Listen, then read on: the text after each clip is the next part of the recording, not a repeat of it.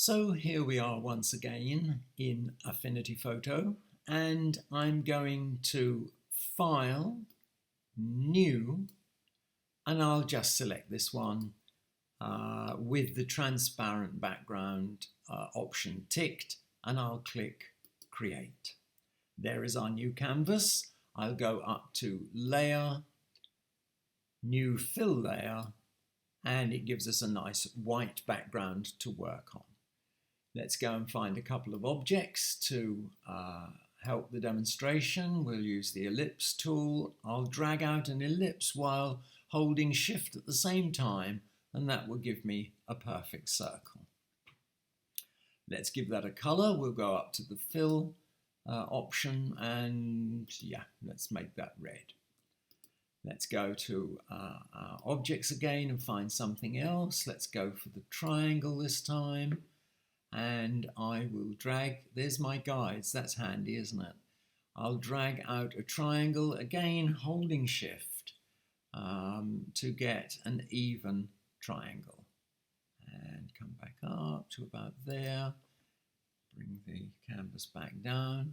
Let's give that a different color, go up to fill, and we'll make that blue. Okay. So now, over here in our Layers Studio, at the bottom of our Layers Studio, we have the mask icon nestled with a couple of other tools that we'll probably deal with another day. But this time we'll click on the mask icon, and it's given us a mask at the top of the stack. Now with B for brush, I've got a black brush selected on a white mask, and if I draw across our canvas, you can see that I have removed pixels from the white background, the red ellipse, and the blue triangle. Well, that's not necessarily what we want to do, so on this occasion I'll go down here and I'll click on the dustbin icon to get rid of that mask, and I'll create another one, but this time I'll drag it down onto our blue triangle, and it'll slip underneath, becoming the child layer to the blue triangle, which is the mother layer.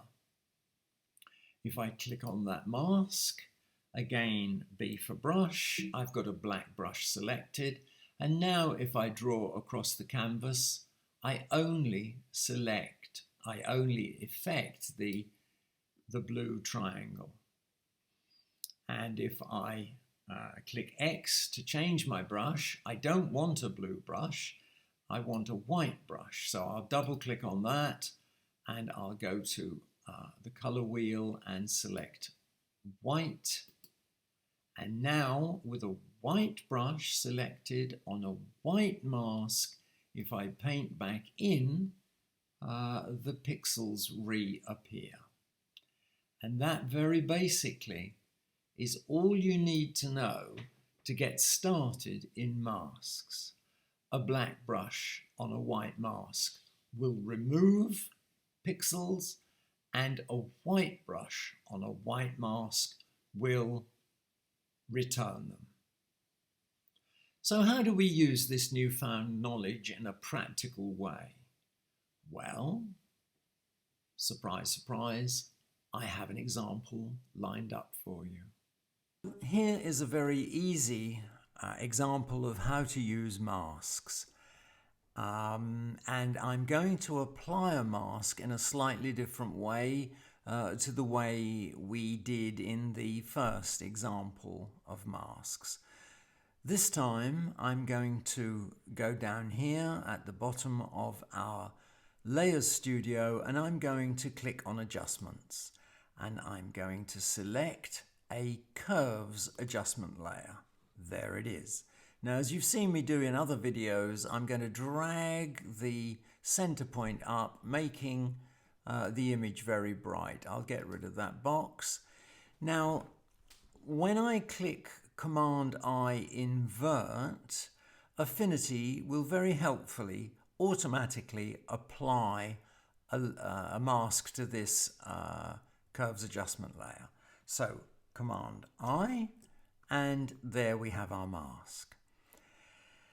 So let's get B for brush, and on a dark mask we want a white brush, which we now have selected.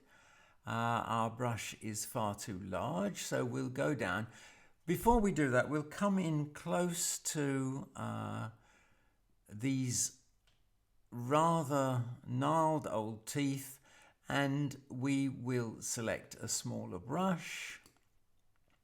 Something about that perhaps, and we'll have 100% opacity and hardness 0, and we'll paint over these teeth in order to whiten them in a way that they haven't been for many years now, unfortunately, but that's life.